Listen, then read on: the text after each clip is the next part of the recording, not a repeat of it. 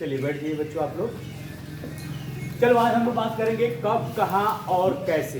Yes sir. ठीक है ना। आज इतिहास कब की हम लोग कहाँ और बात, कैसे। बिल्कुल इतिहास की बात करने वाले हैं। Yes sir. जिसमें सबसे ज्यादा बच्चों दिक्कत क्या होता है कि बच्चों को समझने में सबसे ज्यादा दिक्कत यस सर। कि इसीलिए इतिहास से बच्चे क्या होते हैं, थोड़ा सा घबराने लगते हैं कि कैसे समझे। तो मैं बहुत ही आसानी से आपको समझाने वाला हूं अब इतिहास। आप लोग सिर्फ देंगे ध्यान और सुनेंगे बात को और जवाब जरूर देंगे, प्रश्न जरूर करेंगे। Yes sir. ठीक है ना। Yes sir. चलिए कब, कहाँ और कैसे, इसका नाम इसलिए रखा गया है। पूछो किस लिए रखा गया है। किस लिए रखा गया है। हाँ पूछना जरूरी है। कब, कोई घटना कब हुई। ठीक है ना। पहला Yes, चीज की sir. कब हुई, माने कब का मतलब तारीख, तारीख। साल Yes, होना sir. चाहिए ना। Yes, sir. समय भी अगर दिया हो तो बहुत सुंदर बात है। और दूसरा चीज की कहाँ हुई। Yes sir. मेरठ में हुई, गुजरात में हुई, बिहार में हुई, पटना में हुई, उत्तर प्रदेश में, कहाँ हुई, जगह का नाम। Yes sir.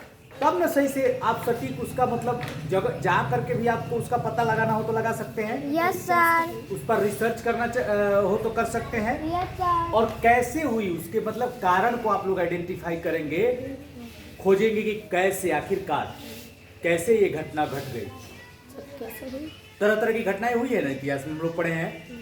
जैसे 1857 की क्रांति, आज़ादी के लिए कितनी लड़ाइयाँ, अनेक तरह के आंदोलन हुए।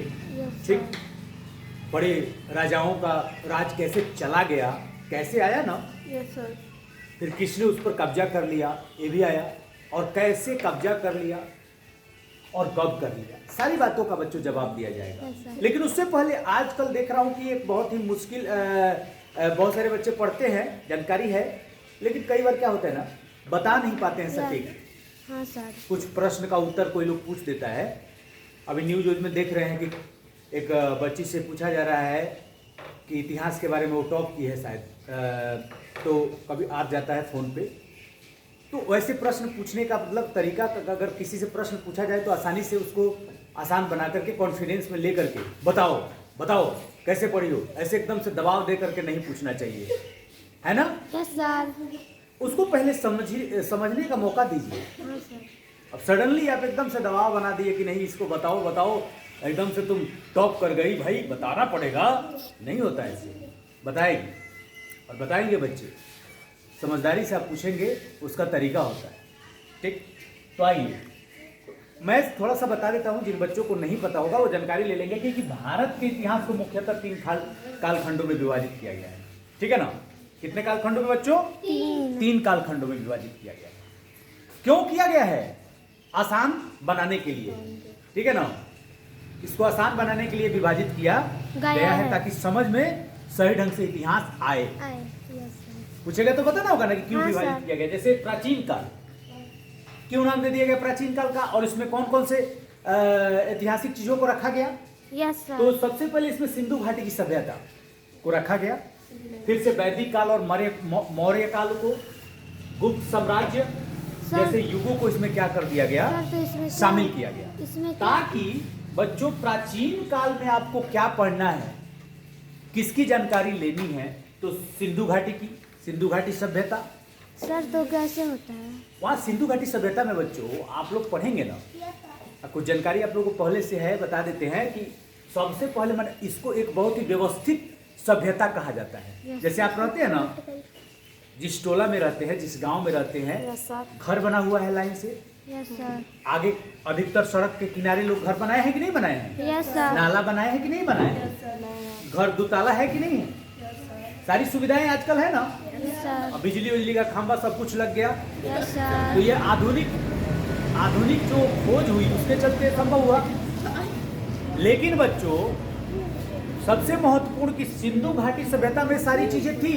बिजली को अगर छोड़ दो तो सड़क, बहुत पहले की बात है, ये 4500-5000 साल पहले की बात ये चर्चा हो रही है। सिंधु घाटी सभ्यता जिसको हम लोग प्राचीन काल में काल के इतिहास कालखंडों में रखते हैं, उसमें व्यवस्थित घर बना था।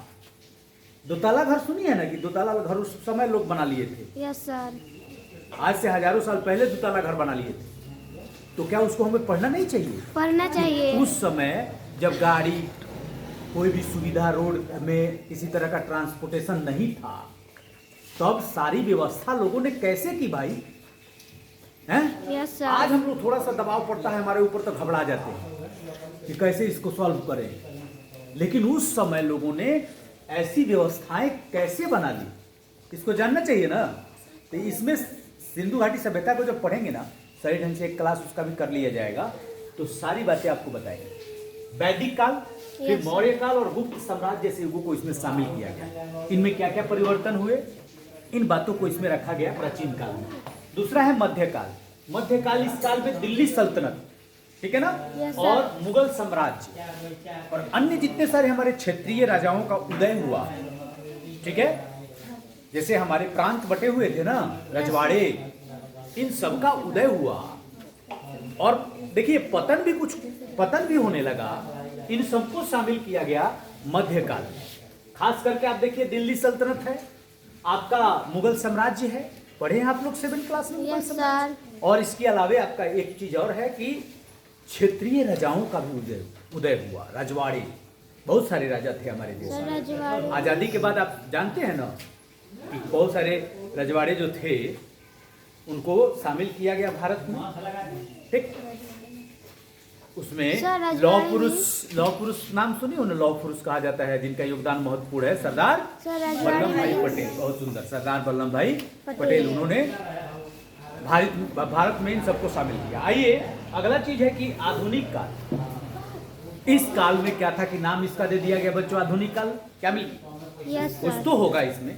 जैसे अभी आप लोग कपड़े पहनने का तरीका कैसा है, हम लोग आजकल टी शर्ट जीन्स पहन लेते हैं, लड़कियां भी पहनती हैं कपड़े, लड़के भी पहनते हैं। आधुनिक कपड़े इसको कहते हैं, क्या कहते हैं? आधुनिक कपड़े, कोट पैंट पहनते हैं। तो बच्चे उस समय इस तरह के कपड़े नहीं थे। अधिकतर महिलाएं जो थी साड़ी पहनती थी, पुरुष जो थे धोती कुर्ता पहनते थे। और ये कपड़े कहाँ से सीखे हम लोगों ने? बाहर से जब अलग अलग देश से लोग आए तब सीखे। तो उन लोगों से हम लोगों ने क्या किया, ये तरह तरह के कपड़े पहनना सीख लिया। तो इसको कहते हैं आधुनिक काल। आधुनिक काल खंड में किसको पढ़ना है जी, किसके बारे में जानकारी लेनी है? तो इसमें किसको शामिल किया गया है? यस तो सर। इसमें शामिल किया गया है, आप देखिए, भारत पर ब्रिटिश शासन के प्रभाव को अधिकतर शामिल किया गया है। और यूरोप के बहुत सारे देश आए भारत में, क्या करने के लिए आए?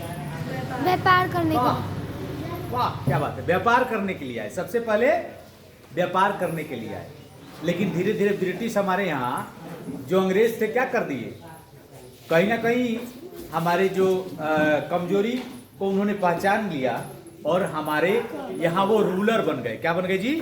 यानी कि शासक बन गए। अरे तो इसको समझिए, ये है। और स्वतंत्रता संग्राम के बहुत सारी घटनाओं को, स्वतंत्रता संग्राम के दौर को भी इसमें शामिल किया गया है आधुनिक बच्चों काल में। आया समझ में? हैं? जितना समझ में आएगा उतना बोलेंगे, और नहीं समझ में आएगा तो उसको पूछेंगे। Yes sir. तो क्या रहा आधुनिक काल में? सर। इस कालखंड में हम लोगों ने देखा कि ब्रिटिश शासन और साथ ही साथ स्वतंत्रता संग्राम के दौर को भी शामिल किया गया। Yes, और sir. अगला चीज है बच्चों कि एक प्रश्न आप लोगों से पूछ दिया जाएगा कि पुनर्जागरण किसे कहते हैं? पुनर्जागरण, सर ये क्या होता है? हाँ यही आपको बताते हैं। इसकी शुरुआत पता है बच्चों कहाँ से हुई थी? वैसे आधुनिक युग का जन्मदाता यूरोप को कहा जाता है। आधुनिक माने आधुनिकता कौन लाया विश्व में? तो यूरोप। कौन लाया? तो यूरोप। और पुनर्जागरण की शुरुआत कहाँ से हुई? तो इटली से हुई। आप लोग बताएंगे कहाँ से हुई? इटली से हुई, ठीक है ना। 15वीं शताब्दी में इसकी शुरुआत इटली से हुई। इसका मतलब होता है, देखिए, पुनर्जागरण नहीं दिख रहा है, जागना सोना पुनः उठना जागना, लेकिन नए तरीके से। Yes sir. जो लोग पुनर्जागरण का मतलब ये हो गया कि जो अन्य देश, देखिए, क्रूर शासक तानाशाह लोगों को दबाते थे, ठीक है, टैक्स लेते थे, कर वसूलते थे। कर माने जैसे खेती कर रहा है किसान, ठीक है, खेती कर रहा है तो उससे उसके बदले राजा आदेश दे देते थे कि इतना तुमको अनाज पहुंचा देना है। ये सब राजा का है, इस रजवाड़े का है। जबरदस्ती हो अनाज या नहीं हो, तुमको इतना दे देना है।